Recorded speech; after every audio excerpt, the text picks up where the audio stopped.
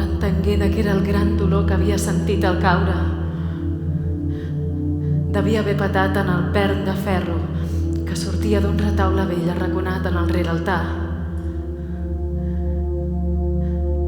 L'esganyissada no era gaire profunda, però li quedaria una bona marca per tota la vida.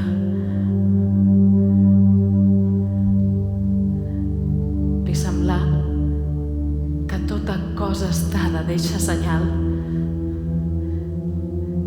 I si era així, quants n'hi devia haver de senyals que no es veien?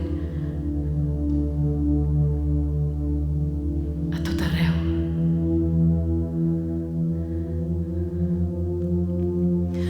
La porta del pati, encara oberta de bat a bat, la xuclava. Sortia fora. Un grill, incansable, cantava amb somric ric, porfidiós. La Mila, del dret i sense temença, anar a seure's en un regatell apartat de la solana. Ella, tan poruga sempre, havia perdut repentinament la por. Què podia passar-li més gros de lo que ja li havia passat?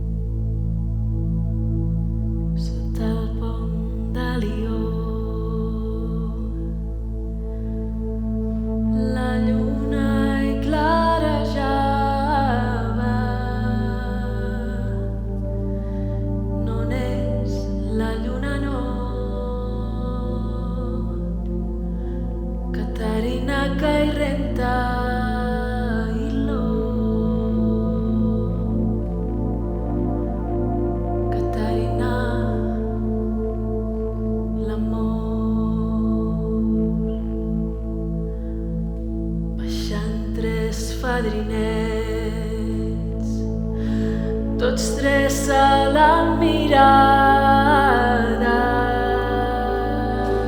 en diu el més grandet: quina noia més guapa, ai-lo, Caterina.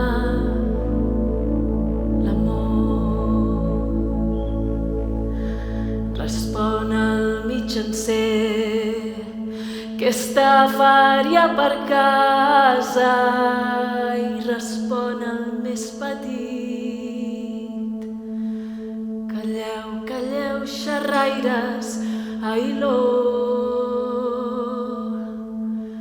Caterina, l'amor. Que si el seu sogre ho sent, seria i castigada. El seu sogre n'era el pont, que tot s'ho escoltava, ai-lo, Caterina, l'amor. Del primer Déu te guard, ni dona i garrotada, la segona quedat, per morta la deixada, ai-lo, Caterina, l'amor, Caterina, l'amor.